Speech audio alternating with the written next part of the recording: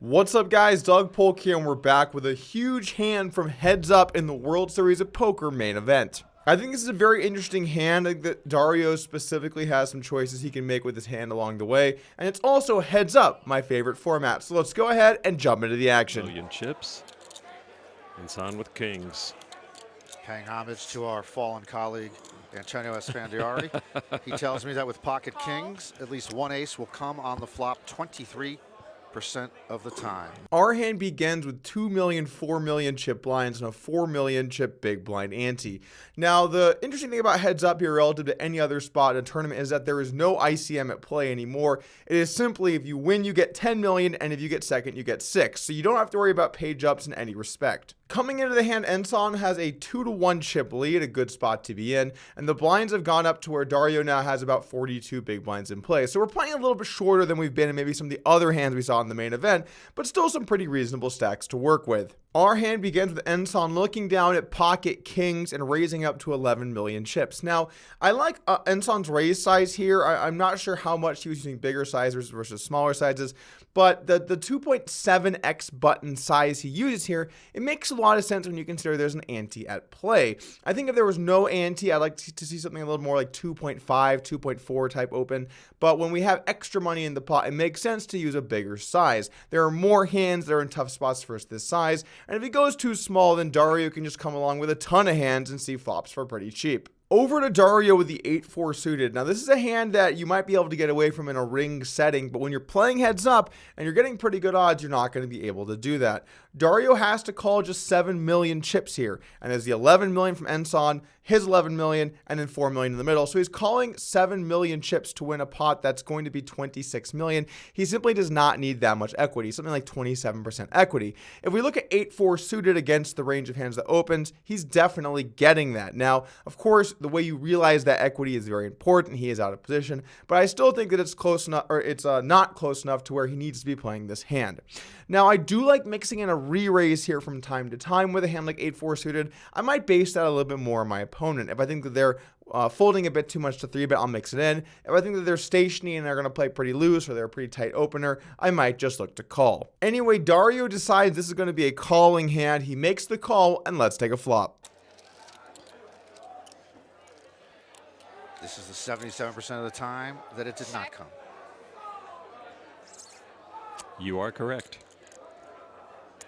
2 spades for Dario out there with his 8-4 spades in the hole. He's one lucky turn card away from getting a bunch of those chips back.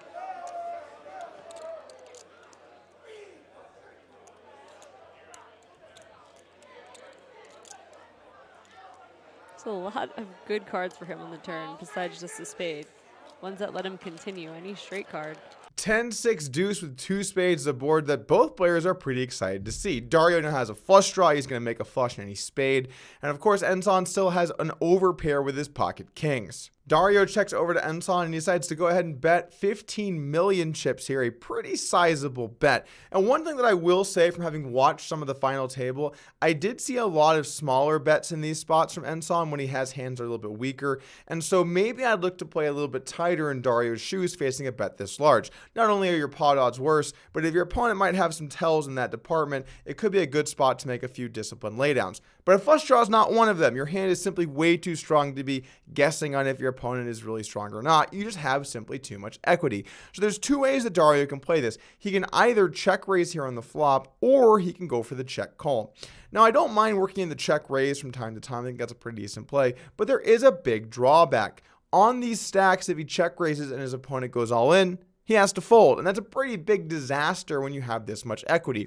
You know, we talked about this in a couple other videos, but there are some certain stacks where your draw ends up being good enough to continue, but not good enough to raise because your opponent can just go all in and you'd have to fold your equity. So because of that, I do lean towards a check call, but I don't mind every now and then mixing in a check raise. You might see a pattern here. Sometimes we mix in raises with a lot of different hands. Anyway, Dario decides to go ahead and check call, and let's take a turn. 9 of clubs. Not bad.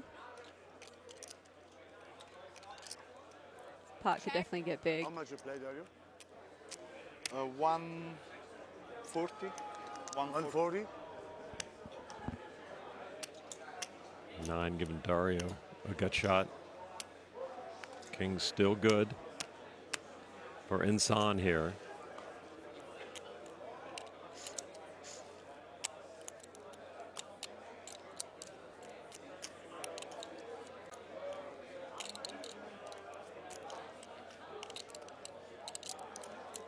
Bet 33 million.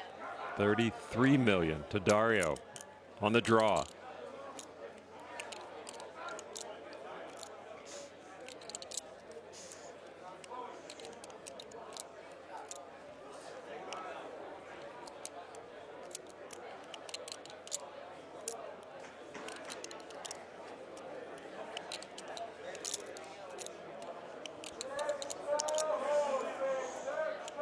He's got a good hand to semi-bluff with.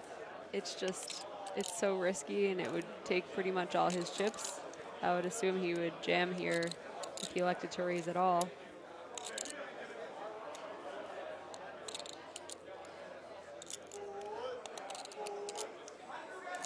Jamming with 27% equity. If he saw the cards, he would not He want said to. all in. The turn comes an offsuit 9, a very interesting card. Now Dario has picked up a straight draw to go along with his flush draw, and while Ensan's still pretty happy about the situation, it's getting a little bit scary. Now 10-9 has moved into the lead, 6-9 has moved into the lead, 8-7 has the nuts. There are way more hands that beat him, but more importantly, there are a lot more runouts that will be very bad for pocket kings. Dario decides to check. I think it's good to check here. I do think that maybe working in some occasional leads in spots like this where you could have some strong hands does make some sense too. This is a card that I think does hit the big blinds range, but you're never going to go wrong with checking all of your holdings.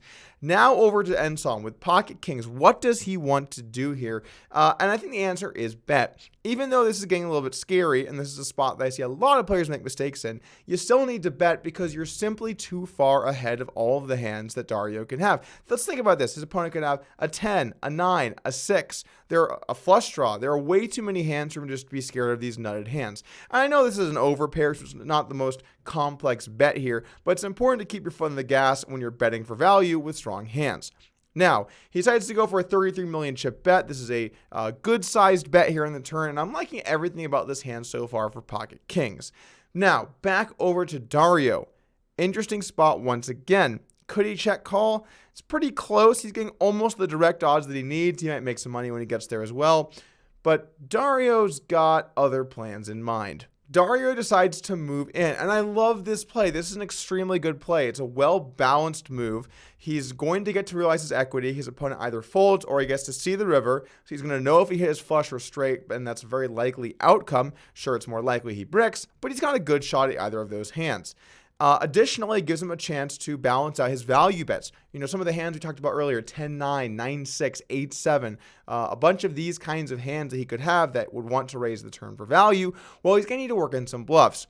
If he didn't bluff with hands like 8-4, then in theory, he could be exploited by his opponent just folding kings, right? Because maybe he's just not bluffing.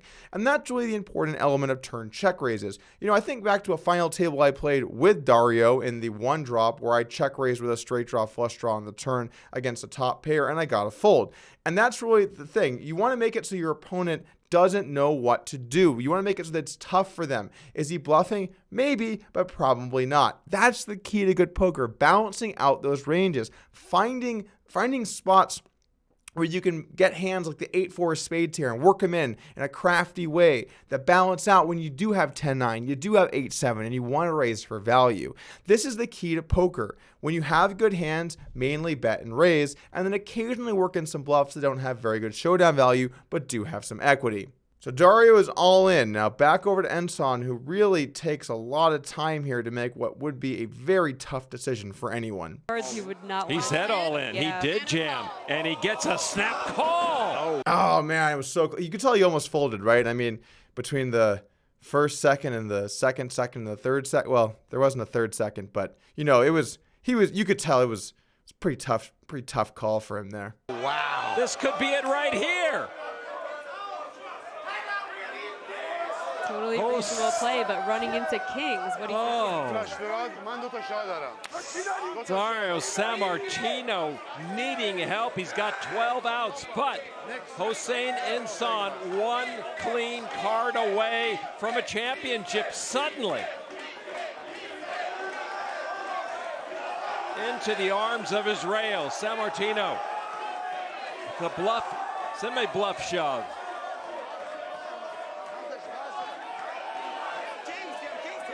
It could be the first time the main event has been won with pocket kings.